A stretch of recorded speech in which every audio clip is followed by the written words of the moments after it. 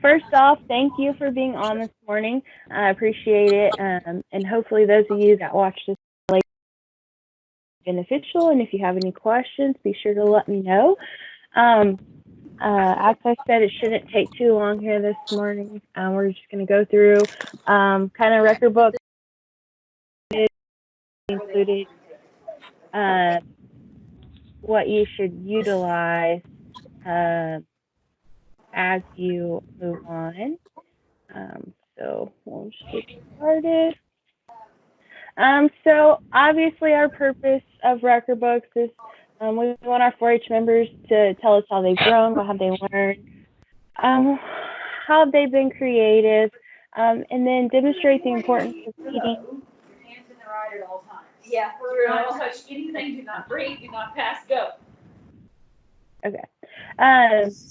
Demonstrate the importance of keeping a written document of what has been done, provide a written platform for goals setting and documentation, and of course, you show your competition that you've done through county, district, state, and even sometimes national levels. Let's see.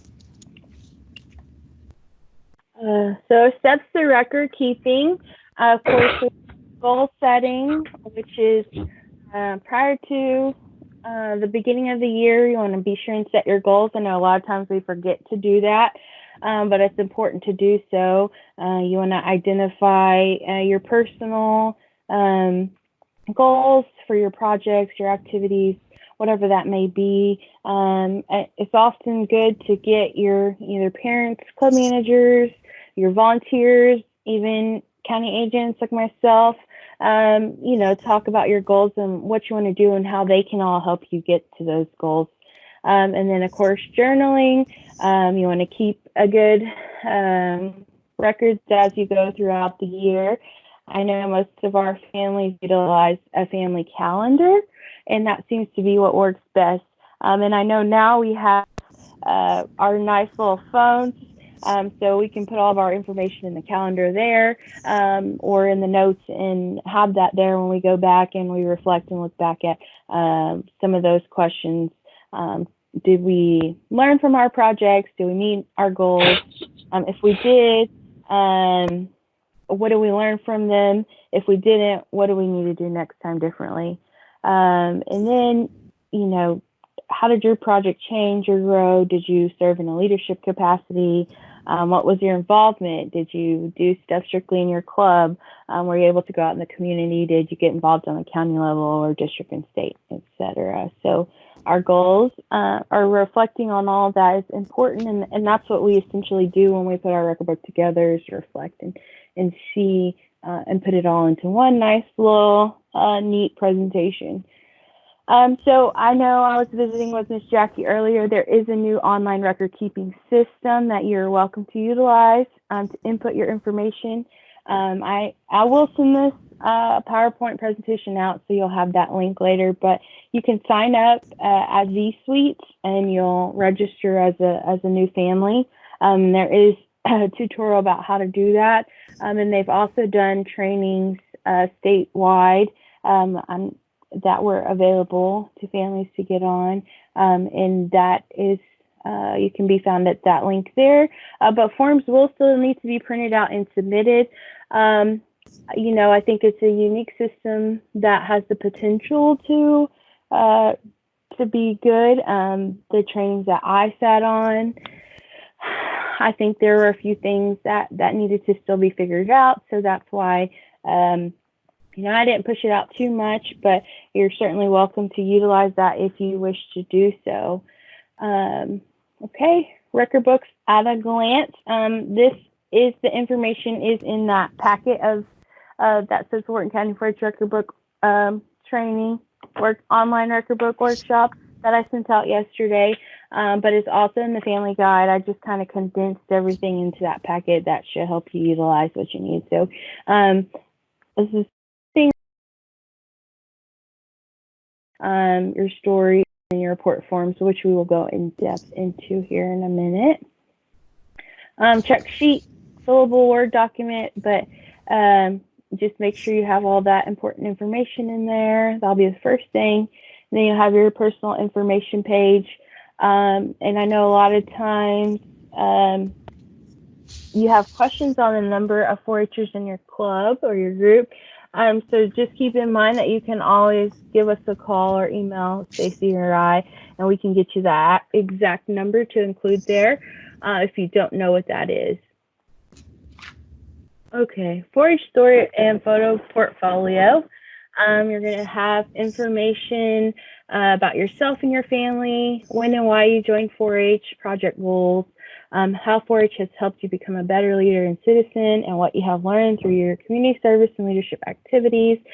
So I think it's, you know, it specifically, your title should be My 4-H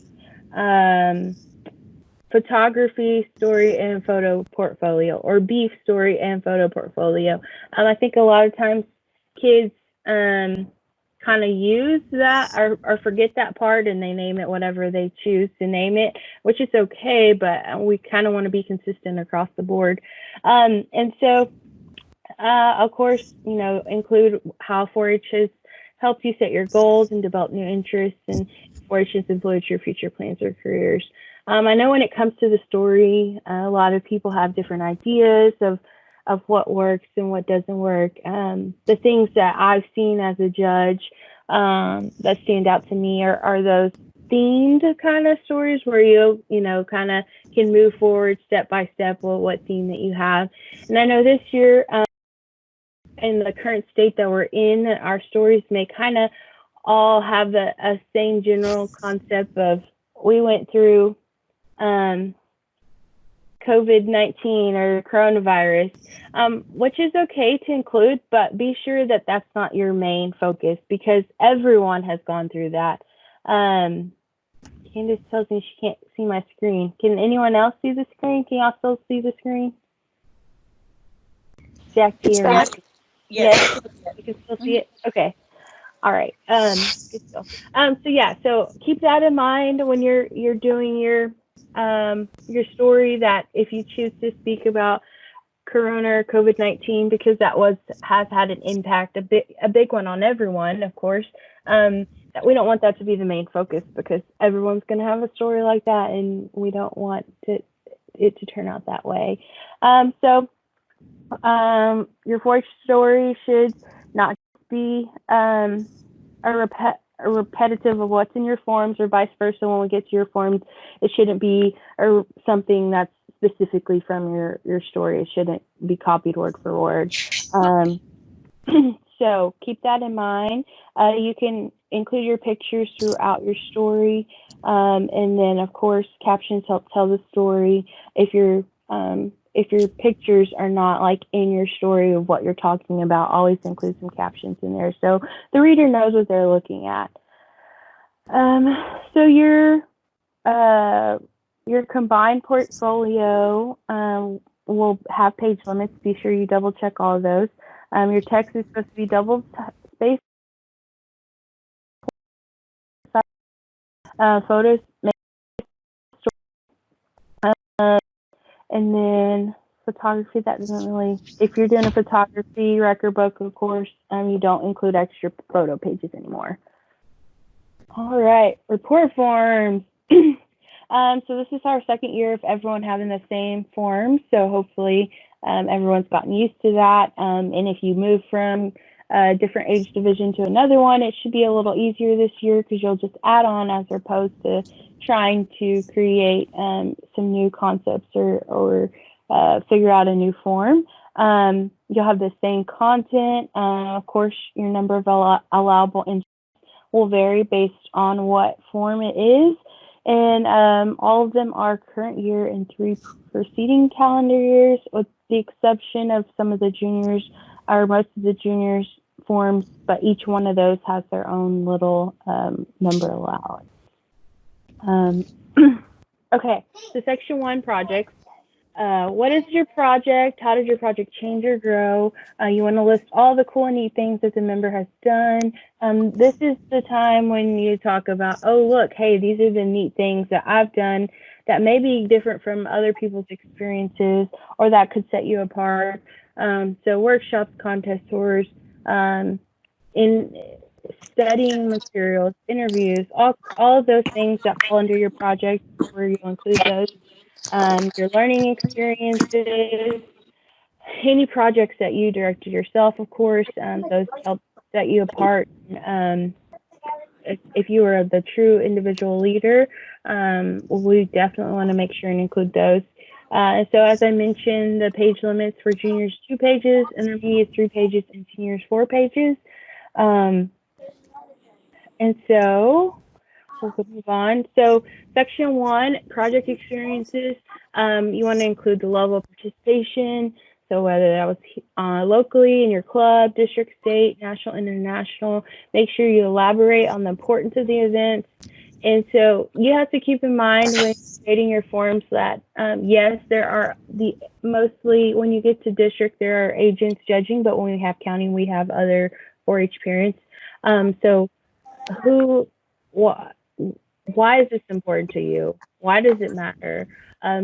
You need to tell the story so that someone that doesn't know specifically what they're reading or what they're what you're talking about can understand that. And so on your sheets that if you printed out the sheet I sent out yesterday, you'll see the examples of the tables that can be used, kind of set up, and we'll go through some more kind of later on in the program. But and then you can set it up however you choose, but I think tables are a great way to get the information across and to organize to read and understand. So, when you're doing your description, there's some examples that you can use: trainings, classes, tours, demonstrations, presentations, etc. And then what have you learned? So your knowledge gain, your research, there could be other different soft skills, etc. And then I have some examples for each kind of or common projects that we have, ideas of things that you maybe did that you can include in your project. So if you have an animal project, your animals purchase, feed, medicine, vet supplies, expenses, your income, profit loss, the number you sold, or the shows entered, equipment expenses. And so there's variables of those for each or most of the common projects. And then, of course, if you have thoughts or questions about what might fit for another project, feel free to let me know or ask, and we will definitely work for that. Okay, section 2. These are your leadership experiences. So everything that you do, or every activity or project that you're a part of, it's important to keep in mind that how are you a leader? Were you a leader? Were you able to serve as a leader? And then leadership is not just holding an office in your club. I think a lot of times young people forget all of the things that they do or they might be a part of, whether that's just, volunteering to deliver the community service supplies at our county council meeting. All those different things that we do are leadership. So we just need to keep that in mind. So we'll move on. So they have the table there set up for you. Your leadership activity, role, volunteer, elected, appointed, level, and then of course responsibilities. So once again, we have some examples of what promotional leadership is, volunteer leadership, and elected or appointed, so that you can kind of get an idea of different things that you can include when you are putting your leadership forms together. One thing I think people kind of forget, we do a lot of fundraisers, so where do those go? And so that's, volunteer leadership, and you can include that in there. And then, of course, we have all the elected and appointed ones, so whether that's you're in office or you were told to give the report on Crossroads at the county council meeting, or you were in charge of refreshments for the county council meeting. So be sure that you keep all that in mind. I think it's important to remember all those things and kind of think outside of the box, because a lot of times we see books and they all kind of have the same leadership experiences. So what did you do that separates you from those others? And like I said, a lot of times we do leadership and we don't even realize it and we don't think about it being leadership. So it's important to do that and just think outside of the box, something that's not different. And I would challenge those of you that have continually done record books. I know we have several seniors that are on, come up with something different this year, because odds are you probably kind of do the same things every year. Well, what did you do that sets you apart from last year? Because ideally every year we would grow and continue to do more as we go throughout our 4-H experience. Okay. Miss Laura. Yes, ma'am. It says like 10 entries, 15 entries, and 25 entries. Is that all you want them to do? I know some of them have done more than that. So yes, we have to keep to so seniors is 25 entries and 2 pages. So we have to keep to the 25 entries and 2 pages. I know last year was that the one they just had 1 page for 25 or 3 pages. Oh, that's the typo. I need to fix that. It was 2, but on your new form that you emailed out, it does say 3. I need to fix it in my PowerPoint. Let me make that note real quick. I guess then, because you have more space, then you should be able to elaborate on what you did and why. So I think it's important to do that. I think that's great. Okay. Laura, what about the previous years? You know how they wanted to show growth there? And are they just kind of wanting how many previous years to include? Because I know the year takes up so many. Yeah. And I might ask my fellow agents their thought on this. I know we've had this discussion last year about record book times quite a bit. What is the perfect number of preceding years to put? I don't know that there's a perfect number. Obviously, you want to show growth, but at the same time, my thought is you clearly want to have the majority of them be from this current year. So if I don't know if y'all are still on, if anyone has a thought on that. Kayla said she agrees. So I don't know. Like I said, I don't think there's a perfect number. I know last year some people were asking for a percentage amount that I thought it should be. I'm not sure that there is, but you definitely want more current year, and then includes a few or several from the preceding 3 years to show that growth that you were able to do. So Emily said if there was a really big significant activity done last year or the year before, be sure to include those. So yeah, if there's big things or things that set you apart, include those. Oh yeah, we might not have much current because of our given situation right now, but you would definitely focus more on the current year if it was a normal year. So that was a very good question, Ms. Shannon. I know we discussed it a lot last year, but I think everyone kind of has a different idea of what that was supposed to look like last year for the first year. But for the most part, I know the agents that I visit with regularly, we were kind of all on the same page and what we just discussed. So. Gotcha. Thanks. Okay, moving on. Community service. Did I skip one? Maybe. Yeah. Okay. Community service. So all of your project opportunities that you were involved in, community service wise, and at this time, I think it's always important to ask, why do we do community service? And I think that's one cool thing with our 4-Hers is that they realize the importance of doing community service activities, and that's why they continually want to do them. That's why we continually offer them at county council meetings, because our officers see the importance in that.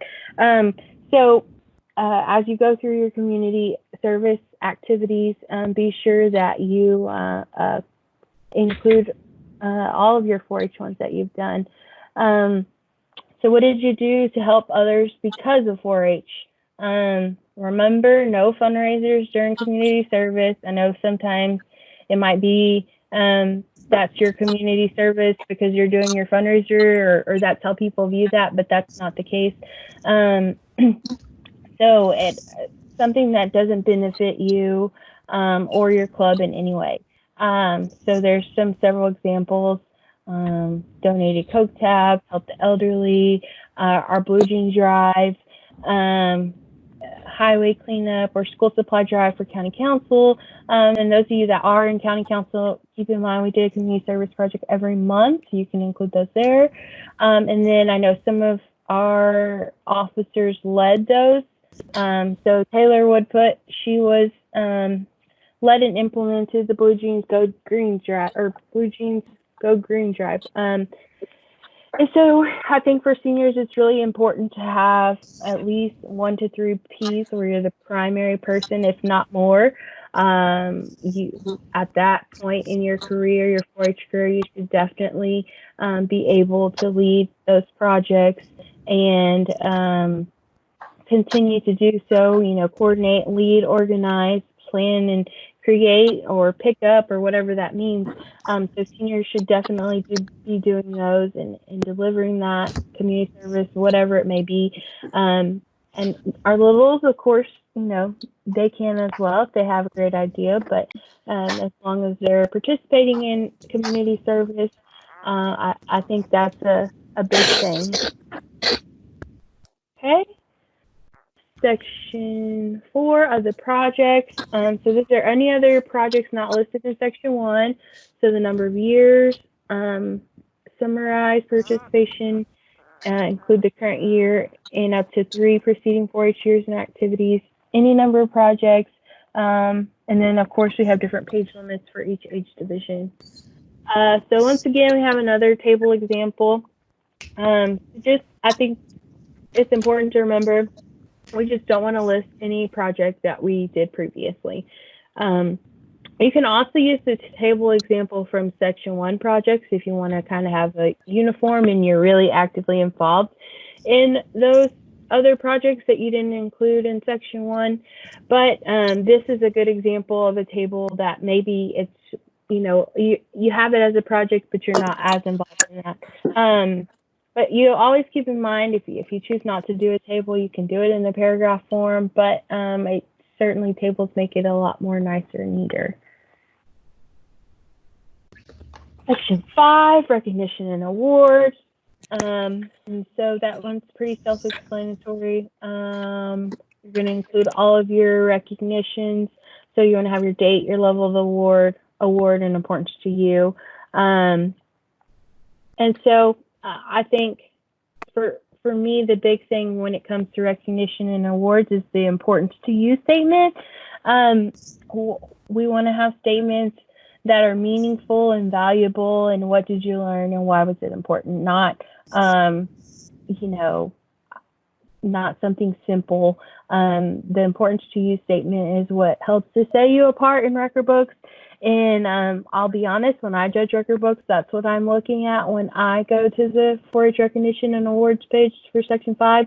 I read all the importances. So if you have good importance factors or statements, that's what's going to show that you put in a lot of thought and effort to that, and that you know that what you're doing and the recognitions that you're receiving for these awards are meaningful, and all of your work that you're putting into it is important to you, and it will help you grow as you move through life. You can include county club awards, district awards, state awards, county youth fair awards, placings at contests. Don't put your FFA livestock shows through there, and show how it's important. You know, you were first out of 45, or I think there's a lot of things that we can include in recognition and awards that are smaller as well, you know, not necessarily winning a first place district storyboard. And this year, you know, our record books are probably going to look a little different because of our current situation that we're in and not having as many contests or activities to participate in. But hopefully you still have some to utilize. And if you need ideas or you're just not coming up with any, be sure to visit with me and make sure that we covered everything that you can include in that, because I know this year will be a different kind of year where we don't have as much to include because we've had to cancel so many of our events or postpone them until later. So it's just going to be a year where our record books look a little different. Section 6, non-4-H activities. So that's everything else that you may have done throughout the year that you don't want to include, or that's not 4-H, whether that be school church, Boy Scouts, Girl Scouts, other youth organizations, community service, and recognition. So there's some different examples for tables that you can utilize for that. And then I have some ideas for leadership examples, whether you're on the youth board or the junior fair board, a vacation Bible school teacher, FFA officer, of course, all of your school organizations, then community service. What did you do on your own, not through 4-H or that was organized through 4-H? And then any other recognitions that you may have gotten, your FFA shows, your FFA awards, honor rolls, all that good stuff. Section 7, college and career exploration. I think that's pretty self-explanatory. The big thing is, as of today, what career would you choose? I know our littles, that's kind of, you know, a little bit intimidating because what do they, you know, have they really put forth the thought process? So don't put too much pressure on yourself to get that answer just right. You know, if it's something whatever they choose to be or want to be at that moment in time, then that's great. Just include that on there.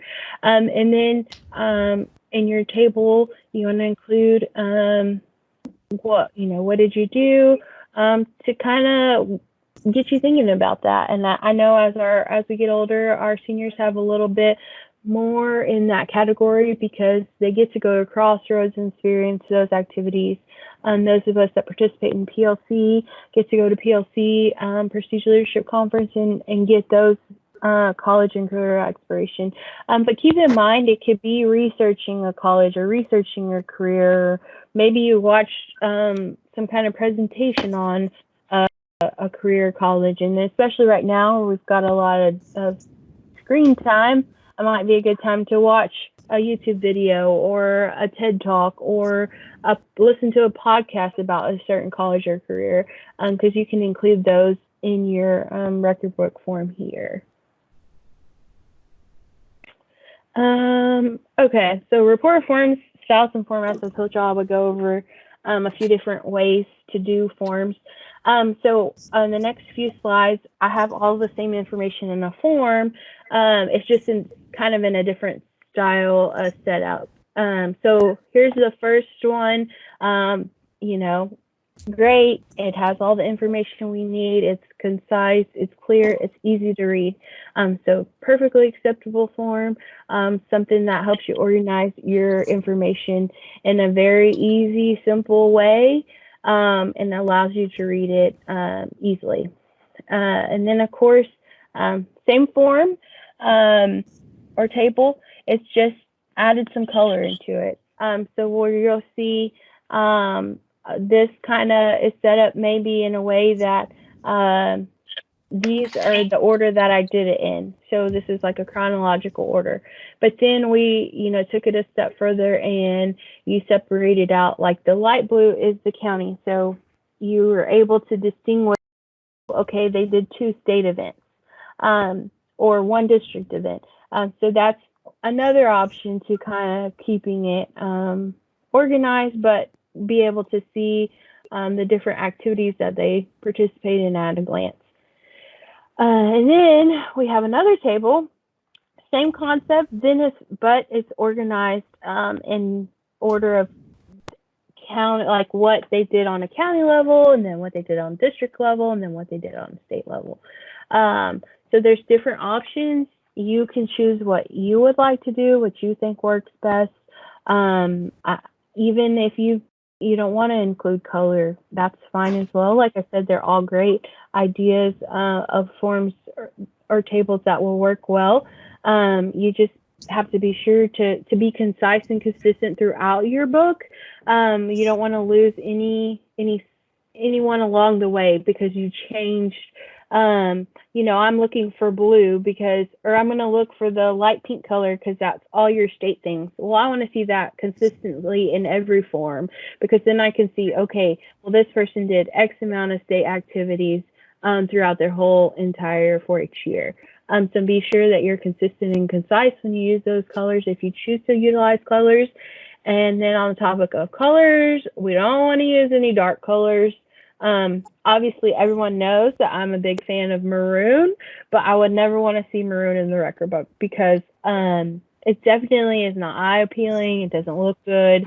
And so you don't want to, if you do your forms, your tables that way, be sure to be conscious of what the reader's looking at, in that you want to do something that looks nice and clean and clear and crisp and presentable, and not dark and dreary and kind of, yes, it has a white text and that kind of throws you off a little bit. So you don't want something like this. Okay, so what do the judges look for? Like I said earlier, we have other parents and myself that judge county books. We switch with another county. And so, I feel comfortable that where we've been switching has been a great choice for us. But we have to keep in mind that, everyone's kind of subjective in what they see and what they look for. But we always want to base our book, be sure you look at the score sheet so you know that you're including everything that the score sheet has, because that's important. I know sometimes we forget to do that, even in our food show or food challenge presentations, not include the information that's on the score sheet because we don't ever look at those. So it's always important to be sure that whatever you're presenting, or your book especially, includes all the information that the score sheet is asking for. I think as a judge, we all judge district record books. I look for those things that I've mentioned throughout the way, that you are a primary leader in community service projects, that you are competing in state level events or contests or activities or community service projects if you're a senior 4-H'er, just different things like that. I know we all kind of have different ideas of what we think makes a really good record book, but at the end of the day, it's all the content that you put into it and being able to show that you are an active 4-H'er on the piece of paper that we're looking at. Okay, so like I said, the score sheet, make sure that you include everything that's on the score sheet in your book, that you have your personal and family background, you have your projects and goals outlined. I think that's a key one in our stories. A lot of times kids forget to talk about their goals. And then if they do talk about their goals, they forget to tell us at the end of the story if they met their goals. So that's a really big one. Make sure you include your goals, your project years. Make sure you follow all the guidelines, the number of pages you can have, and then the number of entries you can have. And then you want to show, that growth from year to year. So find that number of entries that you think works well as far as current and previous years, and include those. And that kind of goes, all throughout the way. And then, for other projects, your experiences and significances, and then the recognition and award, like I mentioned, the importance of the significance statement, or the significance of that statement about why it's important to you. So you want to have good statements like that. Okay. General guidelines, handwriting. I think it's always neat or interesting to see a handwritten book, especially from the littles, because then you really know that they did it themselves. But then at the same time, it it kind of sets them back because those that are typed definitely look better, nicer. But it is acceptable to complete a handwritten book if you choose to do so. Grammar and punctuation, make sure you read over that and maybe have someone else read over it, check over it before you turn it in, because a lot of times we read the same thing over and over and over again, and we don't see those errors that we make. Text margins, I know, especially seniors, you need more room, so you try to play with it a little bit, but make sure your top, bottom, and right margins are between 1/2 and 1/2 an inch and 1 inch. 1.5. Wait, I don't know. Let me look at that because I wrote it wrong. So your text margins, the top, bottom, and right margins must be between 1/2 and 1 inch. So the left margin must be 1.5 inches to allow for the hole to be punched. And I think the left margins is the one that people usually try to manipulate. So be sure that your book cover, if you use the green or black covers, that you can see the things on the left margin when it's closed, because as we know how that brads together, sometimes people manipulate it and then you can't see that end of this or the beginning of the sentences. Paper type, any kind of typing or bond weight paper. We don't want to see any construction paper or anything like that. You don't need sheet protectors or dividers anymore, because we don't have to include those older books. Creativity, we encourage you to be creative, but keep in mind that it's not a scrapbook. So in your story, definitely, I always see borders now, things like that, but make sure it's nice and clean and clear, and not scrapbooky. We don't want to get to that point. And then font, color, or black fonts are acceptable, and you have to use a minimum of a 10-point font, equivalent in size to 10 Arial. Okay, our categories. I didn't mention too much about those, but there are the categories that we have. I know several years ago we kind of did away with a few of them, but this year they've stayed the same. And so if there's a category that you maybe did your projects in and maybe doesn't fit, maybe let's reevaluate and see. And hopefully you looked at those categories earlier to kind of see where your book would go into. And then our county record book deadline is June the 3rd. But I do realize that, we're in an interesting time right now. So we're going to stick to this deadline for now, but just be on the lookout, and things may change. As y'all know, we're ever evolving, ever changing pretty much every day right now. So, if the district deadline changes or anything might happen with that, then we may extend our deadline, or, if events don't happen and we have more time to judge record books, then we could have one possibly do at a later date. But for now, June 3rd will still be our deadline. And then, of course, hopefully by then you're able to come in and drop your books off. But if not, we'll certainly work on something to make that work. Okay, went through that, hopefully not too fast, but if you have any questions, you can ask them now. Or if not, you can always email or give me a call. I will email this out along with the link to the presentation, so you can go back through it. If you have any questions, we can answer those now. Anyone have a question? Not at this time. Okay. Thank you. Thank you. And I hope this went well. Those of you, I might be giving you a call here a little, because we're going to have our PALA meeting.